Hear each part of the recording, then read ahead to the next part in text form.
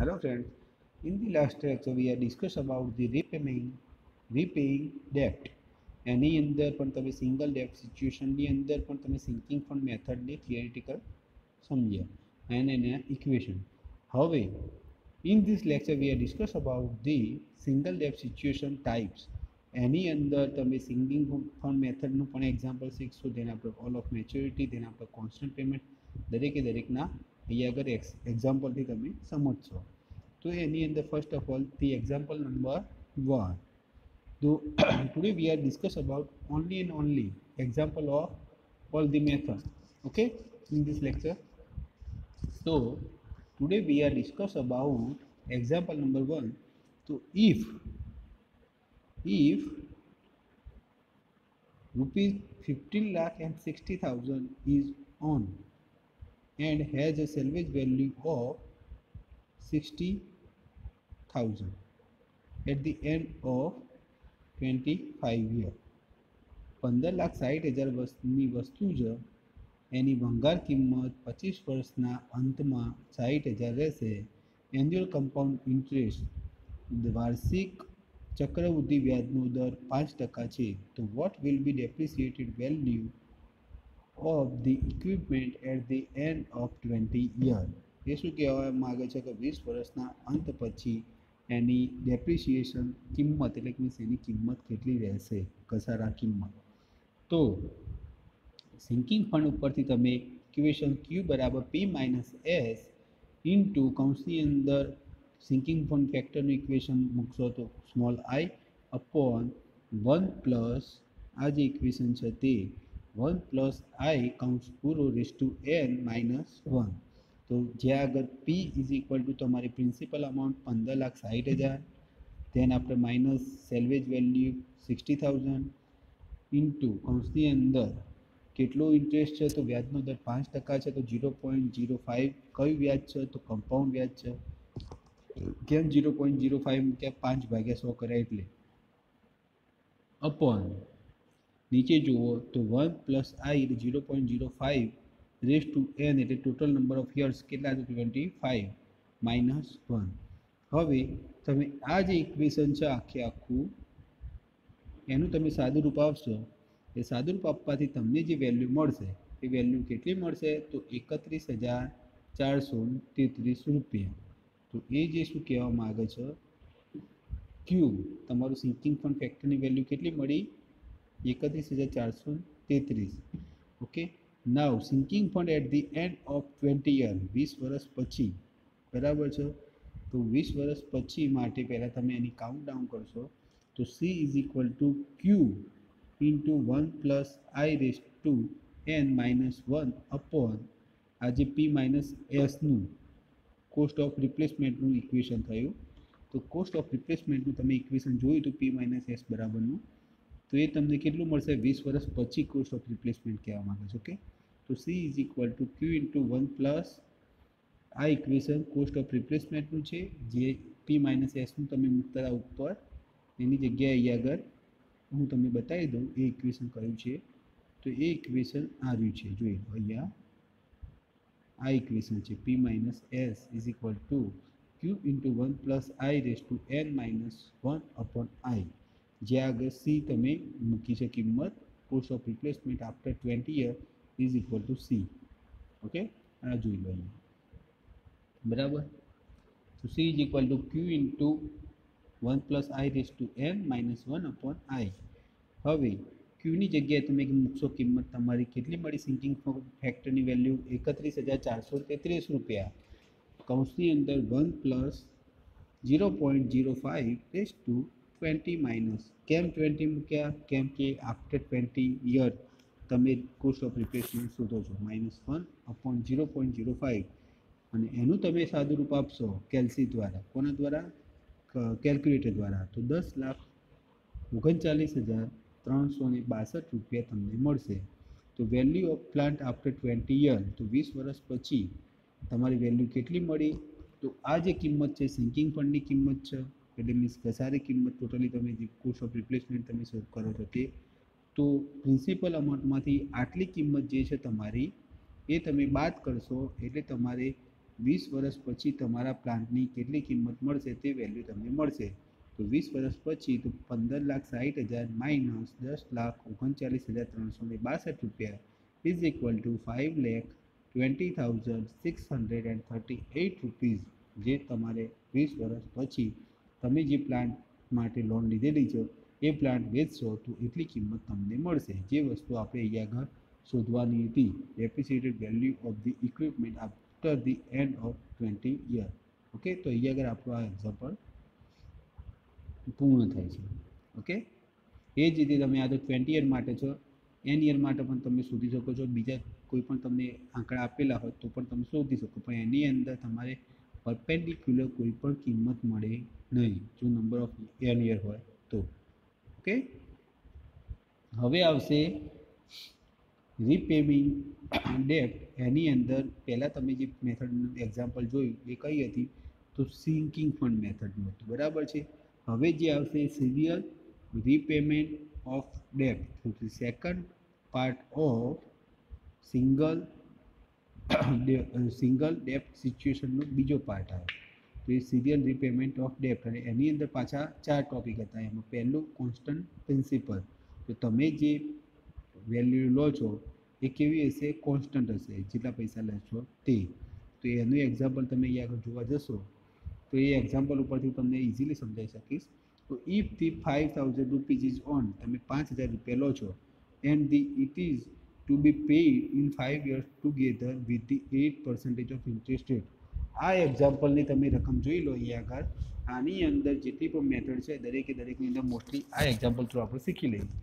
તો 5,000 રૂપિયા તમે લીધેલા છે કોની પાસેથી, બેંક પાસેથી, અને વાર્ષિક 5 વર્ષ માટે લીધા છે. કેટલા વર્ષ માટે લીધા છે, 5 વર્ષ માટે. અને વાર્ષિક વ્યાજનો દર કેટલો છે, તો 0.8% છે, બરાબર છે. હવે આ એવું ચોખવટ નથી કરી કે આ કમ્પાઉન્ડ વ્યાજ છે એટલે ચક્રવૃદ્ધિ વ્યાજ છે એમ. તો નંબર ઓફ પીરિયડ, તો પહેલામાં પહેલું તમે જે બોક્સ બનાવો છો એની અંદર આવશે નંબર ઓફ પીરિયડ્સ, તો પહેલા વર્ષે, બીજા વર્ષે, ત્રીજા, ચોથા અને પાંચમા. ઓકે, તો amount on beginning of the period, તો પહેલા વર્ષે કેટલી, 5,000 રૂપિયા. એનું વ્યાજનું દર કેટલું છે, તો 0.008, તો 400 રૂપિયા વ્યાજ થયું. તો total and the end off period, તો સી ઇઝ ઇક્વલ ટુ શું થાય, તો 5,000 વત્તા 400 એટલે 5,400 રૂપિયા. પ્રિન્સિપલ પેમેન્ટ એટલે કે મીન્સ તમે કેટલા ચૂકવવાના છો, તો 5 વર્ષે તમે 1,000 લેખે કન્સિડર કરો, બરાબર છે. તો 1,000 કન્સિડર કરો એટલે શું થાય, પી ભાગ્યા એન. પી ભાગ્યા એન એટલે મીન્સ 5,000 ભાગ્યા નંબર ઓફ યર. તો પી 5,000 ભાગ્યા યર એટલે દરેક વર્ષે સેમ જ વસ્તુ રહેશે, પ્રિન્સિપલ પેમેન્ટ. તો 1,000 રૂપિયા, તો 5,400 તમને કિંમત મળી એક વર્ષ પછી. પ્રિન્સિપલ પેમેન્ટ તમારું પી ભાગ્યા એન એટલે મીન્સ 5,000 ભાગ્યા 5 એટલે 1,000 રૂપિયા. તો total at the end of year કેટલા થાય, તો E is equal to B plus D. તો બી ઇઝ ઇક્વલ ટુ 400 અને આ 1,000 એટલે 1,400 રૂપિયા થાય. કેટલા થાય, 1,400 રૂપિયા, બરાબર છે. એ 1,400 રૂપિયા તમે વધારાના તમારા થશે, બરાબર છે. એ જ રીતે બીજા વર્ષે તમારી જે કિંમત છે એ કેવી થઈ જશે, 1,000 રૂપિયા ઓછી. તમે 1,000 ઓલરેડી ચૂકવી દીધા એટલે, તો એ કેટલા થઈ ગયા, 4,000 રૂપિયા. દેન આપણે 4,000 ઇન્ટુ 0.08, વ્યાજનો દર સેમ ટુ સેમ, કમ્પાઉન્ડ નથી એટલે 320 રૂપિયા. તો 4,320, આ 1,000 રૂપિયા એના એ જ. તો B plus D, B is equal to 320 મળ્યા અને ડી ઇઝ ઇક્વલ ટુ 1,000 એટલે 1,320 રૂપિયા, બરાબર છે. એ તમે બેંકને ચૂકવી દીધા. One type of EMI. એ શું કહેવામાં આવે છે, તમે તમારી કિંમતમાંથી અમુક રકમ તમે બેંકને ચૂકવી દો છો અને એની સાથે તમે શું ચૂકવો છો, તો વ્યાજ. તો 1,320 રૂપિયા તમે બેંકને ચૂકવ્યા. એ જે ત્રીજા વર્ષના એન્ડમાં તમે જોવા જશો તો ત્રીજા વર્ષના એન્ડમાં તમારી કિંમત કેટલી થઈ જશે, 3,000 રૂપિયા થઈ જશે. તો 3,000નું વ્યાજ કેટલું થશે, 240 રૂપિયા. 3,240 રૂપિયા થાય. 1,000 રૂપિયા તમે પ્રિન્સિપલ અમાઉન્ટ અને ધ્યાન આપતા તમે 1,240 બેંકને ચૂકવો છો. એ રીતે ચોથા અને પાંચમા વર્ષે તો ટોટલ તમે 5,000ની વસ્તુ તમે લીધેલી છે બેંકનો. 5 વર્ષના અંતે તમે બેંકને કેટલા પૈસા આપો છો, તો 6,200 રૂપિયા. એટલે બેંક તમારી પાસેથી કેટલા રૂપિયા વધારાના લઈ ગઈ, તો એ અહીંયાથી એ પણ ખબર પડી જાય તમને ડાયરેક્ટ. તો ટોટલ નંબર ઓફ વ્યાજ જે છે એ તમે કન્સિડર કરશો તો 1,200 રૂપિયા. તો તમારી પ્રિન્સિપલ અમાઉન્ટ પ્લસ 1200 રૂપિયા તમે કરો તો 5 વર્ષના અંતમાં તમારે સાદું વ્યાજ હોવાના કારણે કમ્પાઉન્ડ વ્યાજ નથી એટલે 6200 રૂપિયા તમે ચૂકવો છો. ઓકે, તો આ થઈ વાત કોન્સ્ટન્ટ પ્રિન્સિપલ, એટલે કે તમારો વ્યાજનો દર કોન્સ્ટન્ટ હોય ત્યારે. હવે એની બીજી મેથડ આવશે ઇન્ટરેસ્ટ ઓનલી. બરાબર છે, ખાલી વ્યાજની ગણતરી કરવાની. તમે માત્ર ને માત્ર વ્યાજ જ બેંકને ચૂકવો છો, તમે એની સાથે કોઈ પણ તમારું અમાઉન્ટ ચૂકવતા નથી. ઓકે, તો એ વસ્તુ તમે જોવા જાઓ તો એની એ જ રકમ 5000 રૂપિયા 5 વર્ષ માટે અને 8% માટે. તો એની અંદર શું થાય, તો તમારી પ્રિન્સિપલ અમાઉન્ટ પહેલાંમાં એક વર્ષે તમે 1000 રૂપિયા એડ કરતા હતા એટલે ઓછી થતી હતી, આની અંદર ઓછી થશે નહીં. તો વ્યાજનો દર કેવું રહેશે આની અંદર, દરેકે દરેક વર્ષે સેમ રહેશે. 5000 × 0.08 એટલે 400 રૂપિયા, 400. એ શું કહેવા માગે છે કે ફોર એક્ઝામ્પલ તમે મારા પાસેથી 5000 રૂપિયા લીધા, તમે ઓનલી મને દર વર્ષે વ્યાજ જ એનું ચૂકવો છો, તો તમે દર વર્ષે મને 400 રૂપિયા આપો છો, બરાબર છે. પણ તમે મૂડી આપતા નથી એટલે બેંક તમારી પાસેથી દર વર્ષે 400 રૂપિયા લઈ લેશે. એટલે પેલું તમારે 1200 રૂપિયા વ્યાજ ચૂકવવાનું થતું હતું, એની જગ્યાએ અહીંયા આગળ વ્યાજ તમારે વધી જશે. તો વ્યાજ કેટલું થશે તમારું, 2000 રૂપિયા થશે. તો at the end of year 5400 રૂપિયા તમારી બેંક તમારી પાસે માગતી રહે, એમાંથી બેંકને તમે કેટલા ચૂકવો છો, ઓનલી વ્યાજના 400 રૂપિયા. બીજા વર્ષે પણ વ્યાજના 400 રૂપિયા, ત્રીજા વર્ષે પણ વ્યાજના 400 રૂપિયા, ચોથા વર્ષે પણ વ્યાજના 400 રૂપિયા. હવે 5મું વર્ષ આવ્યું એટલે તમારી મુદત અહીંયા પૂર્ણ થાય છે. એટલે તમે શું કરશો, તમારી જે પ્રિન્સિપલ અમાઉન્ટ છે 5000 રૂપિયા પ્લસ 400 રૂપિયા એમ કરીને 5400 ચૂકવશો. એટલે તમે ટોટલી બેંકના કેટલા ચૂકવ્યા, તો 7000 રૂપિયા ચૂકવ્યા. કેમ કે તમે માત્ર ને માત્ર વ્યાજ આપ્યું હતું એટલા માટે, બરાબર છે. તો આ પણ ચક્રવૃદ્ધિ વ્યાજ નથી, માત્ર સાદું વ્યાજ જ છે, પણ જેની અંદર તમે માત્ર ને માત્ર વ્યાજ ચૂકવો છો એટલા માટે તમારી અમાઉન્ટના સેમ રહેવાના કારણે વ્યાજ તમારું વધતું જાય છે. તો 7000 રૂપિયા તમે બેંકને ચૂકવશો. પહેલાંમાં તમે શું કરો છો, વન ટાઈપ ઓફ EMI, એટલે કે મીન્સ દરેક વર્ષે તમારી અમુક મૂડી કપાતી જાય છે. ઓકે, એટલા માટે એ 6200 રૂપિયા થાય અને વ્યાજનો દર એમાં 1200 રૂપિયા હતો, જ્યારે આની અંદર વ્યાજનો દર કેટલો થાય છે, 2000 રૂપિયા થાય છે. એટલે 800 રૂપિયા આપણે નુકસાન પડે. ઓકે, એના પછી ત્રીજી મેથડ આવશે constant payment. Third method is constant payment. તો એની એ જ રકમ, એની એ જ વસ્તુ આવશે આની અંદર. તો આની અંદર શું કરવાનું રહેશે, તો વ્યાજનો દર તો સેમ ટુ સેમ જ રહેશે, બરાબર છે. તો આની અંદર તમે પહેલામાં શું હતા કે તમારી કિંમત ધીમે ધીમે ઓછી થતી જશે, પણ આની અંદર તમે વ્યાજ તો તમે આપવાના જ છો અને વ્યાજની સાથે તમારી જે કિંમત છે એ અમુક ફિક્સ જ છે. ફોર એક્ઝામ્પલ કે તમે બેંક તમારી પાસે વ્યાજ કટિંગ કરતાં તમારી પાસે 2700 રૂપિયાનો હપ્તો કરો છો, પણ તમે 2700 ના કરતાં કંઈ એક રાઉન્ડ ફિગરની કિંમત નક્કી કરો છો, તો 3000 રૂપિયા નક્કી કરો, તો બાકીના જે 300 રૂપિયા જે છે એ 300 રૂપિયા જે છે એ આની અંદર કોન્સ્ટન્ટ પેમેન્ટની અંદર કપાશે. એટલે કે મીન્સ તમે 2700 ના કરતાં પછી 2500 થાય, પછી 2400 ના થાય, નહીં, તમે માત્ર ને માત્ર 3000 જ કપાવો છો. ઓકે, તો એ જે વસ્તુ છે એ શું કહેવામાં આવે છે, 5000 રૂપિયા તમે પહેલા વર્ષે લીધા, તો એનું વ્યાજ થયું કેટલું, 400 રૂપિયા થયું. 5400 રૂપિયા તમારી બેંક તમારી પાસે માગતી થઈ, પણ તમે બેંકને ફિક્સ અમાઉન્ટ આપો છો. દર વર્ષે તમે એવું નક્કી કરી દીધું કે દર વર્ષે હું તમને 1252 રૂપિયા આપી દઈશ, ભલે મારે આપવાના ઓછા થતા, ભલે મારા આપવાના કેવા થાય, ઓછા થાય, પણ હું તમને 1252 રૂપિયા આપી દઈશ. તો 1252 રૂપિયા બેંકને તમે આપી દો છો, તો એ 1252 રૂપિયા તમે કન્સિડર કરવા જાઓ એટલે શું થાય, તો 852 રૂપિયા તમે વધના આપો છો એને, બરાબર છે.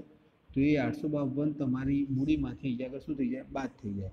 એટલે 5000 માઇનસ 852 એટલે 4148 રૂપિયા. એનું પાછું વ્યાજ ગણવાનું 331 રૂપિયા. એનો તમે અહીંયા આગળ સરવાળો કરો, બેંક તમારી પાસે આટલા માગતી થઈ, એમાં તમે પાછા 1252 આપ્યા એટલે 921 રૂપિયા તમે વધારાના જમા કરાવો, એ આમાંથી બાદ થાય. એ તમે ફિક્સ અમાઉન્ટ તમે જમા કરાવો છો એટલે બેંક તમારી પાસેથી 5 વર્ષના અંતે 6260 રૂપિયા લઈ જાય છે, બરાબર છે. કેમ, તો પહેલી સિસ્ટમ પણ સારી હતી અને આ સિસ્ટમ પણ સારી હતી. કેમ કે તમને કંઈ ઝંઝટ ના થાય કે કેટલા આપવાના ને એ બધી કોઈ જફામારી રહેતી નથી. તો આની અંદર તમારે 1260 રૂપિયા વધારાના આપવાના થાય છે. કોને, તો બેંકને આપવાના થાય છે. Now the last method of repaying debt, એની અંદર સિરિયલ રીપેમેન્ટ ડેટ, તો ઓલ ઓફ મેચ્યોરિટી. હવે આની અંદર શું થાય છે, તો આની અંદર પણ તમે પૈસા જે આપો છો, બરાબર છે, એ અહીંયા આગળ ઉપર તમે લખ્યું છે, no payment is made until the end of the year. તમે કોઈ પણ જાતનું પેમેન્ટ ચૂકવતા નથી. કોને? તો બેંકને. તમે એવું નક્કી કર્યું કે 5 વર્ષના અંતે જ હું તમને પૈસા આપીશ, ત્યાં સુધી તમારે મારી પાસે કોઈ પૈસા માગવાના નહીં. તો બેંક પહેલા વર્ષના અંતે તમારી પાસે 400 રૂપિયા વ્યાજ લેખે 5,400 રૂપિયા લેતી થાય છે. તો એ 400 રૂપિયા તમે અહીંયા આગળ વધારાના બેંક તમારી પાસે માગશે, તો એ તમે ચૂકવતા નથી, એટલે 5,400 બેંક તમારી જોડે માગતી થઈ, એનું વ્યાજ ગણો. પછી 432, તેને આપણે ધીમે ધીમે એનું વ્યાજ વધતું જ જશે. એ વ્યાજ વધતું જતાં છેલ્લે તમારે કેટલા ચૂકવવાના થશે? 2,347 રૂપિયા 5 વર્ષના અંતે. તો principal amount plus 2,347 is equal two 7,347, જે સૌથી વધારે તમારે ચૂકવવાના થાય. કેમ કે તમે વાર્ષિક 1 પણ રૂપિયો બેંકને ચૂકવેલ નથી. તો આની સાથે ઓલ ઓફ મેચ્યોરિટી પણ તમારી અહીંયા આગળ મેથડ અહીંયા આગળ પૂર્ણ થાય છે. ઓકે, તો આની સાથે આપણી આ થિયરીના દરેક એક્ઝામ્પલ અહીંયા આગળ આપણે પૂર્ણ કર્યા છે. હવે નેક્સ્ટ થિયરીમાં આપણે નેક્સ્ટ લેક્ચરમાં મલ્ટિપલ ડેપ્ટ સિચ્યુએશન, તો આની સાથે સિંગલ ડેપ્ટ સિચ્યુએશન તમારી અહીંયા આગળ પૂર્ણ થાય છે. Okay, by.